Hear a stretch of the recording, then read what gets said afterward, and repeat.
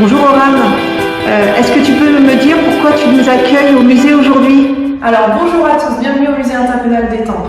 Alors dans le cadre des Journées européennes des métiers d'art qui ont lieu début avril, je vous propose de découvrir certaines de nos dernières restaurations. Oran, est-ce que tu peux nous expliquer comment procède un musée pour faire restaurer ses œuvres? Oui, alors le musée a obtenu le label Musée de France, donc c'est un label qui est décerné par le ministère de la Culture, et dans le cadre de ce label, on doit suivre un protocole pour faire restaurer nos œuvres.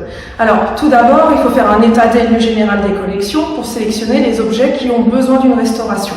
Ensuite, nous devons préparer tout un dossier pour passer en commission auprès de la DRAC. La DRAC, c'est la Direction régionale des affaires culturelles qui, en fait, va nous orienter dans notre restauration. Et ensuite, on doit travailler avec des restaurateurs qui sont habilités à travailler sur des collections publiques. Alors j'imagine, Oran, qu'il existe plusieurs spécialités en restauration en fonction du type d'objet qu'on peut avoir dans les collections d'un musée. Alors oui, effectivement, on va avoir des restaurateurs qui vont travailler sur le bois, sur la pierre, sur les peintures ou sur le métal. Et moi justement, j'ai un objet en métal à vous présenter. C'est ce chaudron. Alors ça, c'est un chaudron gallo-romain de type scandinave qui est assez rare en France et on a la chance d'en avoir 2 exemplaires au musée d'Étampes.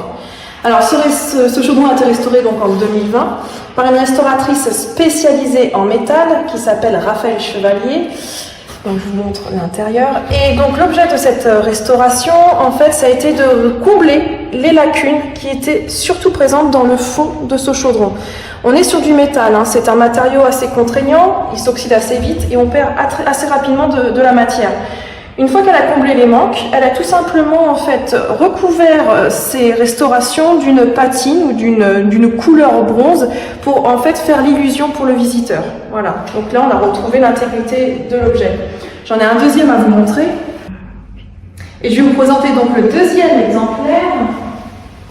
Voilà, c'est celui-ci. Alors c'est exactement la même typologie, c'est un chaudron de type scandinave.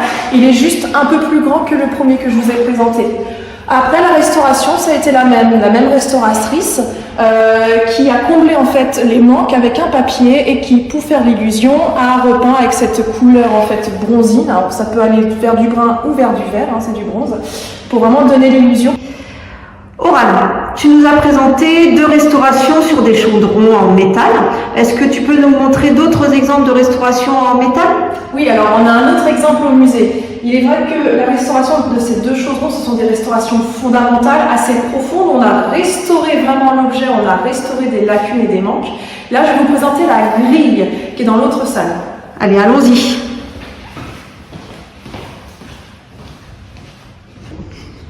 Alors, nous voici dans la salle de mosaïque. Allez, venez, je vais vous présenter la grille.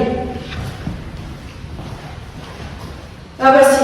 Alors, cette grille, elle date du XIIe siècle. Elle fermait le cœur de l'abbatiale de Moroni-Champigny.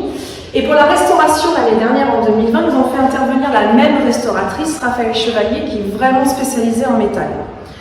Alors, c'est une restauration qui a été beaucoup plus légère que les 2 chaudrons. Ici, ça a été un simple nettoyage. Mais compte tenu de la dimension de la grille, ça a pris une journée entière. Alors, comment elle a fait, Raphaël, pour nettoyer? Elle a simplement utilisé un pinceau?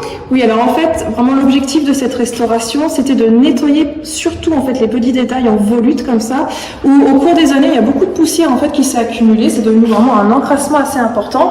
Et alors comment elle a procédé? Avec un pinceau avec des poils assez souples et un aspirateur spécialisé en fait pour la restauration, elle a tout simplement nettoyé volute par volute avec l'aspirateur pour aspirer donc, toute cette poussière.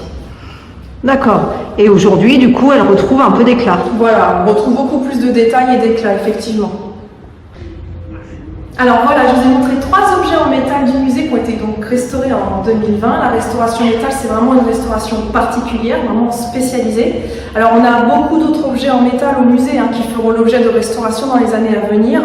Mais voilà, en tout cas, on voulait faire une vidéo pour vous présenter le métal et la restauration. En tout cas, nous, on est pressés que le musée rouvre pour que vous puissiez enfin les admirer. Merci, Oran. Merci à vous.